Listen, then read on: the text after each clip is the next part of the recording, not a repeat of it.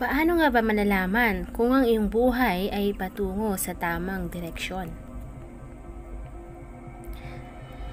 Siguro oras na upang gumawa ng pagbabago. Hindi mo ba nainais na sa bawat desisyon ng iyong inarap na may isang sign na magsasabi sa iyo na kung ano ang dapat mong gawin?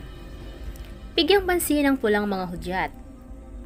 So dahil wala kang isang neon sign upang mailawan ang daan, kailangan mong maghanap ng mga maliliit na bagay na ipinadala sa iyo ng universe. Kailangan mong bigyan ng pansin ang maliliit na pulang watawat na nagsasabi sa iyo na gumawa ng hakbang. Kailangan mong makinig sa iyong kutob kapag alam mo na ang isang bagay ay hindi na tama para sa iyo.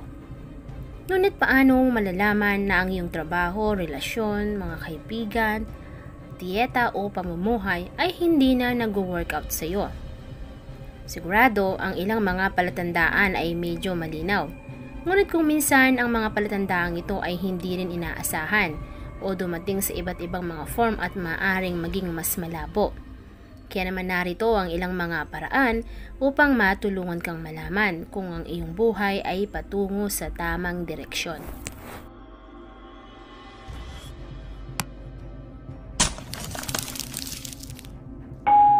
Number 1, ang iyong unang instinct. Minsan kailangan mo lamang magtiwala sa iyong unang instinct. Ang iyong subconscious ay mas matalino kaysa sa iniisip mo. Sa susunod na pag-iisip mo tungkol sa hinaharap, bigyang pansin ang mga unang emosyon na nararamdaman mo tungkol sa mga pagpapasya na iyong ginagawa. Sa huli, ang mga unang kaisipang iyon ay ang karaniwang tama. Ang mga negatibong kaisipan nito ay minsan ay hindi tugma at walang dahilan. Ang mga kutob mo na ito ay maaring yan ang sinasabi sa iyo ng universe para humanap ka ng ibang paraan. Number 2, ikaw ay palaging pagod. Napapansin mo ba na ikaw ay palaging pagod? Tulad ng araw-araw na tila ba kinakaladkad mo ang iyong mga paa at hindi mo makuha ang tulog. Halos imposible para sa iyo na bumangon sa kama sa umaga. Maaring hindi ka lang pagod. Ito ay maaring ang universe ay nagsasabi sa iyo na ikaw ay nalulumbay at nalulungkot. Siguro oras na upang tignan ang iyong mga pinilis sa buhay at tignan kung masaya ka ba at kontento o kung oras na upang magbago. Number 3, may sakit na parang aso. Palagi ka bang nagkakasakit?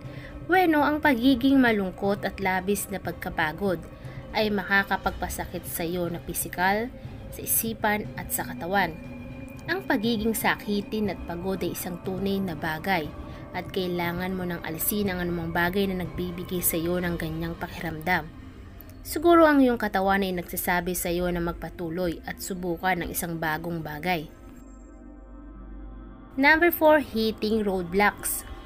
Tila ba ang lahat ng ginagawa mo kahit gaano kahirap ang iyong subukin ay hindi gumagana?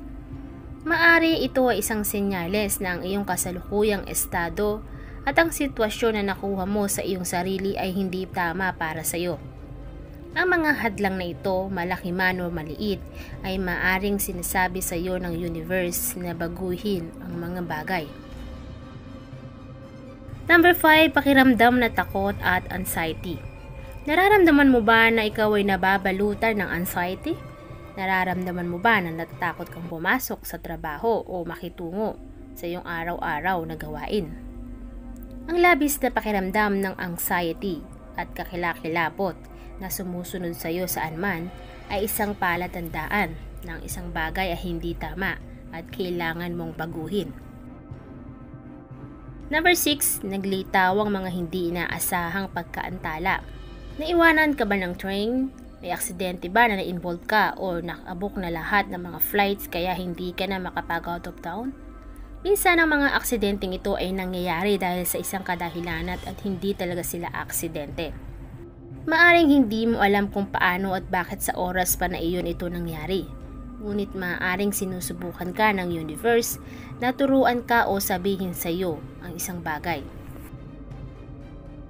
Number 7, tip the scale. At marahil hindi mo rin alam na may mali at hindi mo makita ang mga palatandaan. Kapag nag-aalinlangan, isipin ang tungkol dito. Gaano ka kadalas na masaya? Masaya ka ba kaysa sa hindi ka nasisiyahan? Mas miserable ka ba kaysa sa kaaya-aya? Makakakuha ka lang ng isang pagkakataon sa buhay. At habang ang buhay ay maaring maging mahirap, dapat kang mabuhay ng isang buhay na nagpupuno sa iyo at pinapasaya ka. Number 8, bumalik sa simula. Kung nakakita ka ng palatandaan at alam mo kung ano ang nawala sa iyo, ang iyong ningning at tila ba nawalan ka ng kontrol sa mga bagay, bumalik ka sa simula. Tanungin ang iyong sarili. Bilang isang bata, ano ang nais mong maging? Ano ang iyong mga hilig? Minsan, bilang mga may sapat na gulang o matatanda na, hindi natin nakikita ang talagang gusto natin dahil sa mga panlipunang pressure at baka oras na upang muling balikan ang simula. Number 9, step by step. Mag-ingat ka lang. Hindi ko sinasabi sa iyo na dahil napalagpas mo ang iyong trend ay dapat ka nang mag-quit sa iyong trabaho. Manirahan ka sa iyong mga magulang o kaya maging isang zoologist dahil mahal mo ang mga hayop. Gawin mo kung ano yung bagay na sa tingin mo ay magpapasaya sa iyo. Pero kailangan mo lang tiyakin na maaari mo pa ring mabayaran ang iyong mga bayarin. After all, tayo ay may sapat na gulang, di ba? Gumawa ng kaunting hakbang patungo sa isang bagong paraan ng pamumuhay. Pagkatapos ay isa pa at pagkatapos ay isa pa ulit. Kailangan mong tiyakin na hindi mo iniwan ang isang bagay na hindi mo gusto para sa isang bagay na hindi mag-work sa'yo. Number 10, paghahanap ng tamang landas. Kaya marahil nakinig ka sa universe at nagpasya na mag-quit sa iyong hedge fund job at tuparin ang iyong pangarap na maging isang dolphin trainer. At pagkatapos ito ay masyadong mainit at lagi kang amoy tulad ng isda at malamang hindi ito para sa iyo. Hindi ito ang kinakailangan mong sign upang bumalik sa iyong ginagawa dati. Lahat tayo ay may setback in life at merong palaging mga hadlang sa daraanan natin dito at doon. Pero sa huli, maghanap ng isang bagay na nagpapasaya sa iyo. Pwede mong baguhin ang iyong kurso, trabaho, lifestyle mo at iba pa, hanggang sa mahanap mo ang mag-workout para sa iyo. Mahanap po ito, magtiwala ka lang. So, iyan po ang ilan sa mga hidden sign na pinadala sa atin ng universe upang malaman natin na tayo ba ay nasa maling landas o tamang landas. Panaginip tungkol sa pagnanakaw ng pera. Maaring ipahiwatig ang paggawa ng anumang kinakailangan upang mahuwa ang iyong nais.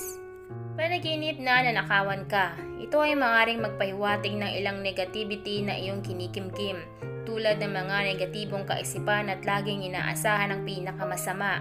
Ang ganitong pag-iisip ay nagpapaliit ng iyong tiwala sa sarili at pananalig sa iyong mga kakayahan.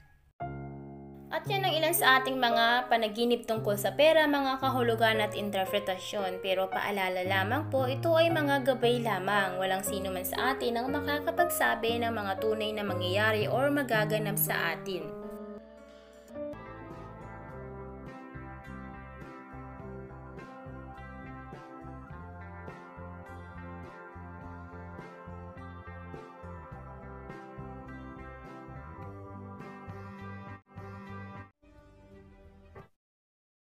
Dati ang aking buhay ay kulang sa sigla.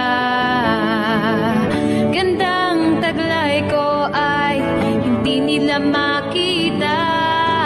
Ngunit nang ikaw ay makilala, ang beauty ko'y nililingon na. So pick and pack, shop till you drop. Sa isa shop, gaganda ang buhay. Pick and pack, shop till you drop. Sa isa shop, mundo'y magiging makulay. So pick and pack, shop till you drop. Sa isa shop, gaganda ang buhay. Pick and pack, shop till you drop. Sa isa shop, mundo'y magiging makulay.